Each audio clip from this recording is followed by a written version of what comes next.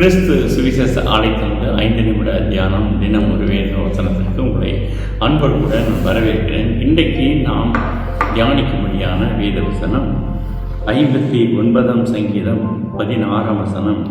நானும் உம்முடைய வல்லமையை பாடி காலையிலே உம்முடைய கிருபையை மகிழ்ச்சியோடு புகழுவேன். எனக்கு நெருக்கமுண்டான நாளிலே நீர் எனக்கு தஞ்சம் உயர்ந்த அடைக்கலமானீர். தாவீது கர்த்தருடைய வல்லமையை எண்ணி அவரை பாடி புகழ்வதை நாம் பார்க்கலாம்.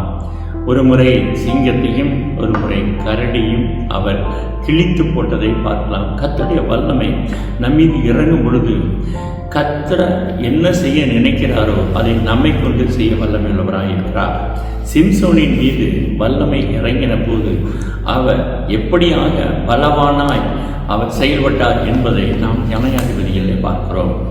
தேவனாய் கர்த்தருடைய வல்லமை எப்படி இருந்தது என்பதை இஸ்ரவேல் ஜனங்கள் பார்த்து அவரை இப்படியாக துதிக்கிறார்கள். யாத்திராகமம் 15ஆம் அதிகாரத்தில் 1ஆம் வசனம் 2ஆம் வசனம் 3ஆம் வசனம் இப்படி சொல்லுகிறது. அப்பொழுது மோசேயும் இஸ்ரவேல் புத்திரரும் கர்த்தரை புகழ்ந்து பாடின பாட்டு, கர்த்தரை பாடுவேன், அவர் மகிமையாய் வெற்றி சிறந்தார். குதிரையும் குதிரை வீரனையும் கடலிலே தள்ளினார். கர்த்தரின் பெலனும் என் கீதமானவர், அவர் எனக்கு ரட்சிப்புமானவர். அவரே என் தேவன், அவருக்கு வாசஸ்தலத்தை ஆயந்தம் பண்ணுவேன். அவரே என் தகப்பனுடைய தேவன், அவரை உயர்த்துவேன். கர்த்தரே யுத்தத்தில் வல்லவர். கர்த்தர் என்பது அவருடைய நாமம். அவர் என்ன செய்தாராம்? பார்வோனின் ரதங்களையும் அவன் சேனைகளையும் சமுத்திரத்திலே தள்ளிவிட்டார். அவனுடைய பிரதான அதிபதிகள் சிவந்த சமுத்திரத்தில் அமிழ்ந்து போனார்கள். ஆழி அவர்களை மூடிக்கொண்டது. கல்லை போல ஆழங்களில் அமிழ்ந்து போனார்கள். உம்முடைய காற்று வீச பண்ணினீர், கடல் அவர்களை மூடிக்கொண்டது. திரளான தண்ணீர்கள் ஈயம் போல அமிழ்ந்து போனார்கள் என்று யாத்திராகமத்திலே நாம் வாசிக்கிறோம். இஸ்ரவேல் ஜனங்களை வழிநடத்தி வந்த பொழுது கர்த்தர் அவளுக்காக யுத்தம் பண்ணின போது அவருடைய வல்லமை விளங்கினதை பார்க்கலாம்.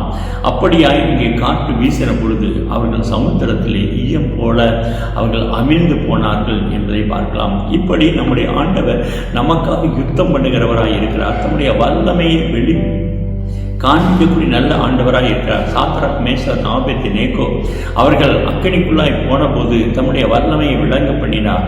அந்த அக்கினி அவர்கள் மீது பேலன்ஸ் செய்யவில்லை என்று வேதம் சொல்கிறது.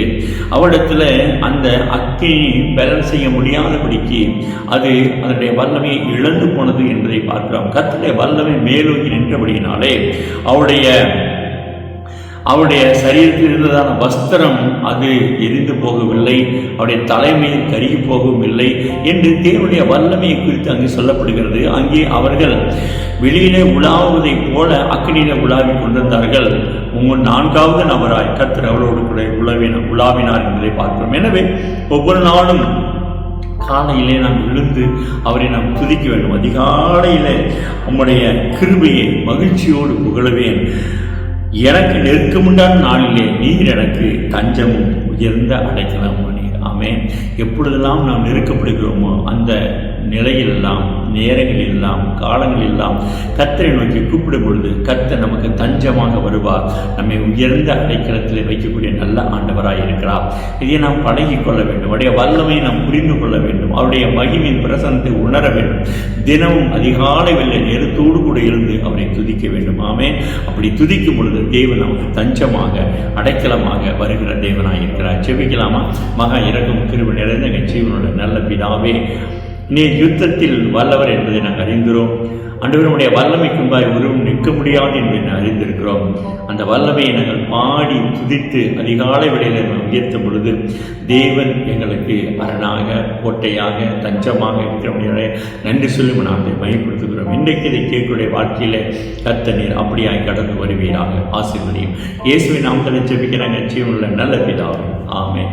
God bless you. கர்த்தர் உங்களை ஆசீர்வதிப்பாராக. ஆமென்.